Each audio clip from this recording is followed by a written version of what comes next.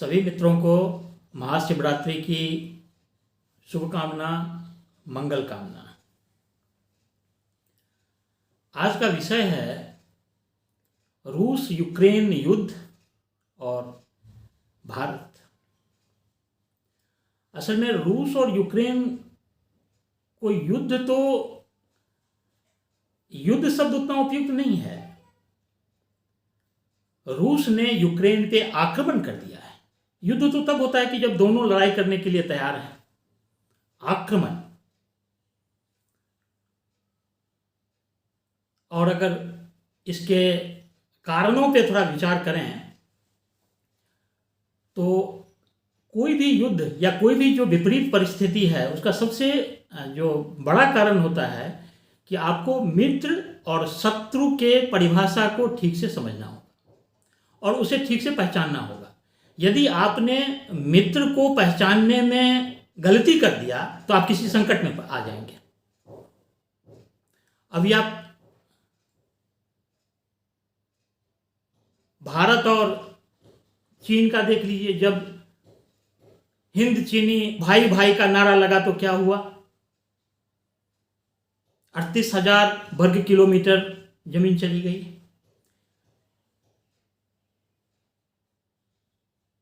जब वाजपेयी साहब ने मुशर्रफ की दोस्ती जब चल रही थी और वार्तालाप चल रही थी तो क्या हुआ? कारगिल हो गया। आपको अपने शत्रु को और मित्र को अच्छी तरह समझना होगा। यदि आपके मित्र कोई गलत मिल गए, बच्चों को यदि कोई ऐसा शराबी मित्र मिल गया तो क्या होगा? या तो वह शराब पीना सीख लेगा,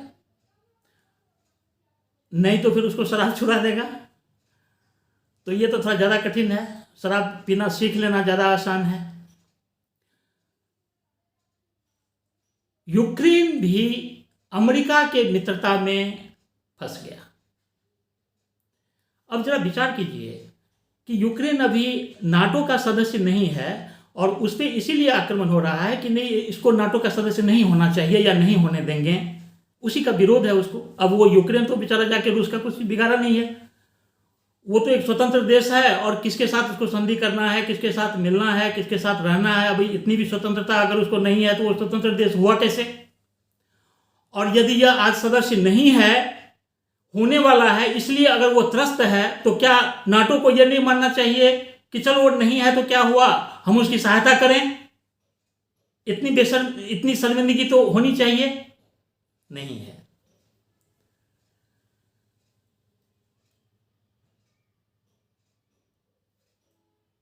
हमें अपने मित्र को समझना,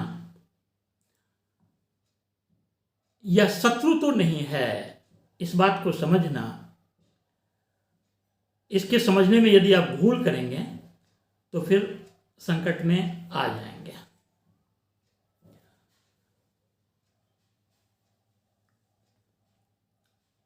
अब भारत के संदर्भ में चर्चा करें कि भारत का इस युद्ध में क्या रोल होना चाहिए। अभी यूक्रेन मुझे समर्थन नहीं दिया। उस समय में जब हमने परमाणु बम का परीक्षण किया तो उसने विरोध किया था। अब आप एक बात सोचिए कि यूक्रेन एक समय में दुनिया का तीसरा परमाणु संपन्न देश था। उसने अपने सभी परमाणु बमों को ध्वस्त कर दिया। तो यदि उसके बाद भारत अगर परमाणु बम बनाता है तो उसका विरोध करना उसका नैतिक जिम्मेवारी नहीं है? जिसने खुद अपना परमाणु बम छोड़ दिया हो, उसकी यह नैतिक जिम्मेवारी है कि यदि कोई परमाणु बम बनाता है तो उसका विरोध करे। हमारा विरोध तो उससे होना चाहिए जिसके पास परमाणु बम है, लेकिन हमको बोल रहा है कि नहीं तुम नहीं रख सकता, तुम पे प्रतिबंध लगाएंगे। हमारी शत्रुता तो उससे होनी चाहिए, लेकिन जिसको नैतिक कहने का अधिकार है, जिसने छोड़ दिया कि नहीं परमाणु बम नहीं चाहिए, हम हटा लिया परमाणु बम, और इसीलिए वो फंस भी गया। उसका दूसरा मूर्खता ये भी है। आज अगर उसके पास परमाणु बम होता तो रूस को सोचना पड़ता, और आज परमाणु बम रखने के लिए जितना संघर्ष करना पड़ता उसे, आज उसे बड़ा संघर्ष कर रहा है।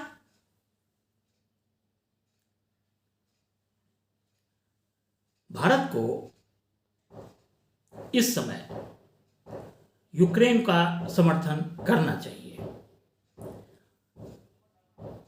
इसके एक कारण यह भी है, चलो रूस से हमारी अच्छी दोस्ती है, लेकिन रूस ने हमें कभी भी, हमने तो कभी किसी पे आक्रमण करने नहीं गया जिसमें उसने मेरा साथ दिया।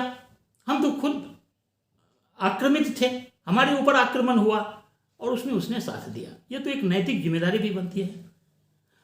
आज तो वह आक्रमण कर रहा है, अब उसने, मैं जब आक्रमण मुझे कोई कर रहा था और मेरा किसी ने साथ दिया, तो अब क्या उसके बदले में मैं जब वो आक्रमण करे तब भी उसके साथ रहे?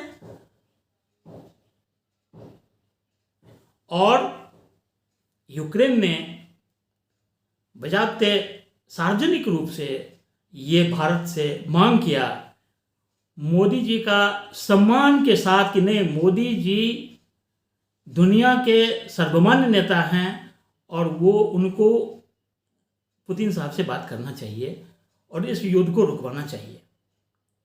ऐसा उन्होंने आग्रह किया, शरणागत होकर के आ गया। चलिए, हमारी उसकी अच्छी बनती नहीं थी, आज वह शरणागत हो गया।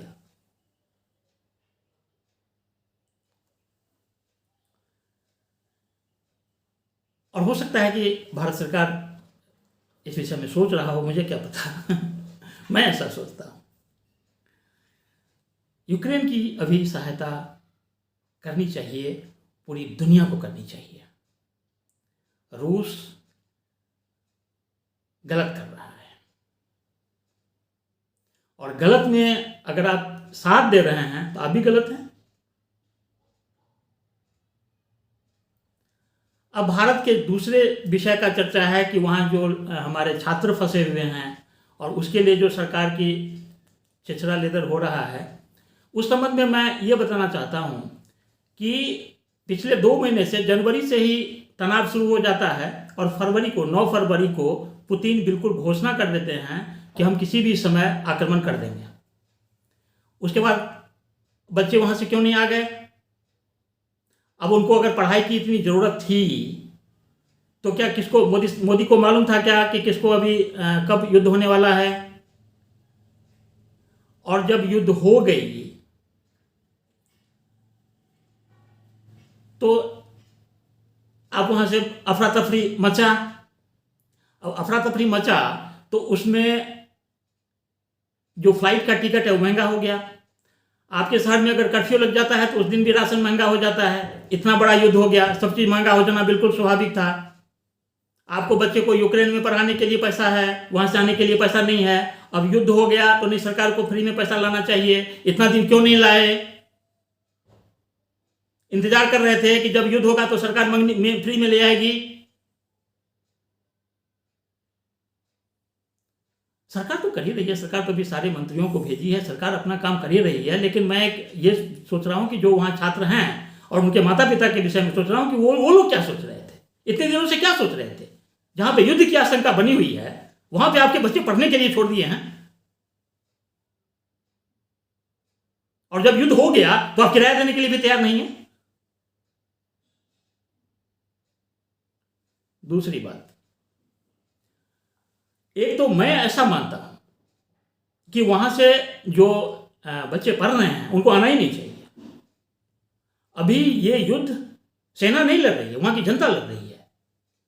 और आपका तो वह गुरुकुल है, आप तो वहां पढ़ने गए हैं, आज वो संकट में है और आप भागने का फिराक ढूंढ रहे हैं, वो भी फ्री में, सहानुभूति लेके।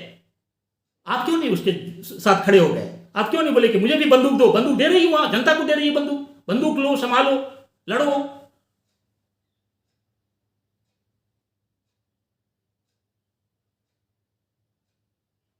आपको तो बंदूक उठा लेना चाहिए। आपका वो गुरुकुल है जहां पढ़ने गए हैं, जहां पढ़ने गए वह संकट में आ गया। अब हम छोड़ के कैसे भागें, फ्री में कैसे भागें? और भागने में मैं जितना त्रस्तता को अभी देखा हूं, ठंड है, पता नहीं 0 डिग्री से नीचे ठंड है, ठंड में 80-80 किलोमीटर 100-100 किलोमीटर दूर पे बॉर्डर है। अब वहां पे आप जा रहे हैं, इतना तकलीफ उठा के जा रहे हैं, अरे बंदूक तो उठाओ, हिम्मत तो करो।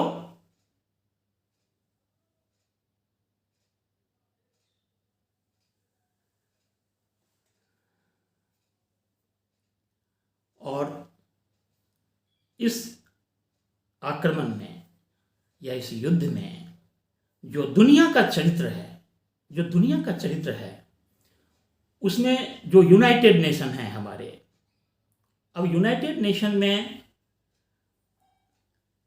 की जो दशा है, उसमें जो 5 अस्थाई सदस्य हैं, उसमें 2 सदस्य ऐसे हैं, एक चीन वाले जिनपिंग साहब, वो आजीवन राष्ट्रपति रहेंगे। दूसरे पुतिन साहब, ये अगले कुछ वर्षों तक के लिए फिक्स हैं, राष्ट्रपति रहेंगे, 10-20 वर्ष पता नहीं। ये लोग क्या प्रजातांत्रिक लोग हैं जो अपनी, ये तो राजतंत्र हो गया ना भैया, आप जब तक जीवित हैं आप ही राष्ट्रपति हैं और आप सुरक्षा परिषद के सदस्य हैं। और उसमें एक चीज आप देखिए, आप जिनपिंग का चेहरा देखिए, इससे ज्यादा भोला कोई दुनिया का राजनयिक नहीं है। एकदम लगेगा क्या, एकदम मधुर।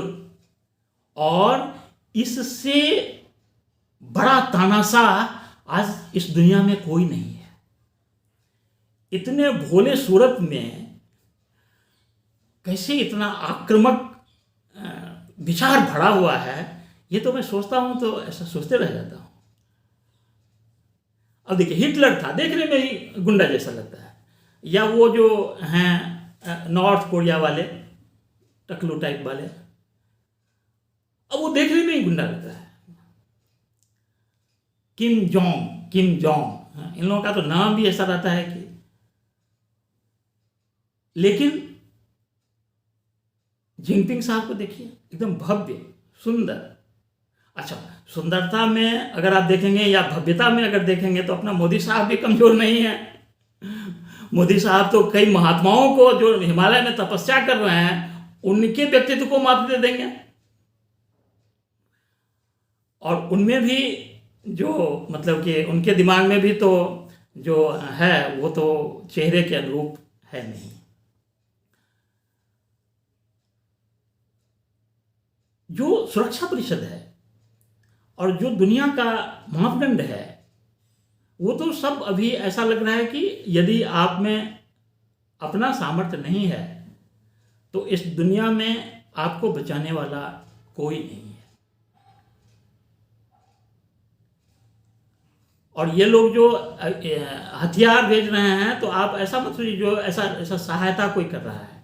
ये जो हथियार जो देना लेना हो रहा है ना, जैसे कि वो अभी ये पाकिस्तान को हथियार दे रहे थे यूक्रेन, लेकिन अभी देख लीजिए कि जब वो अगर उतनी मित्रता होती तो मुशर्रफ साहब वो जिस दिन लड़ाई होता है उस दिन आते हैं और बड़े उत्साहित हैं, बड़े मतलब कि ये हैं।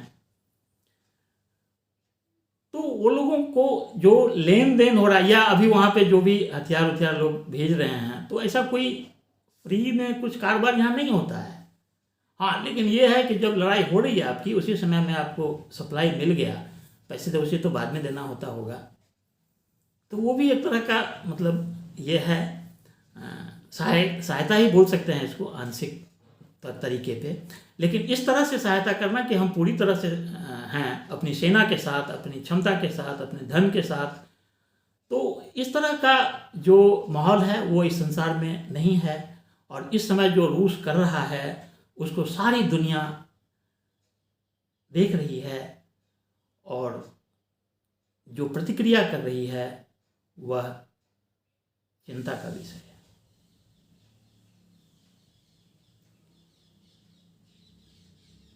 जब तक में एक ये जो यूनाइटेड नेशन है इसको मजबूत करने की ज़रूरत है, और इसमें से ये जो तानाशाह लोग अस्थायी सदस्य बने हुए हैं उनको उसमें से निकालने की ज़रूरत है, ताकि जो लोकतांत्रिक लोग बैठेंगे वहाँ पे सारे के सारे, जिनको अपना सरकार भी बचाना है, जिनको आगे सत्ता में भी रहना है, तो वो इस तरह के आक्रामक चीज़ या इस तरह के निर्णय नहीं ले पाएंगे।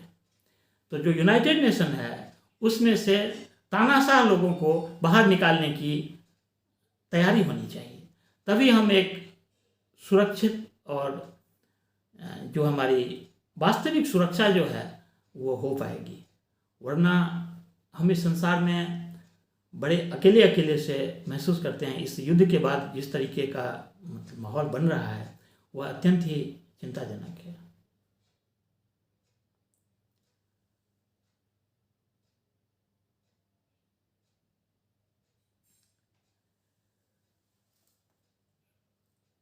अगले शनिवार को हम मिलने की बात बोलते हैं, लेकिन हम मिल नहीं पाते हैं। लेकिन अगले वीडियो में फिर अगले विषय की चर्चा करेंगे।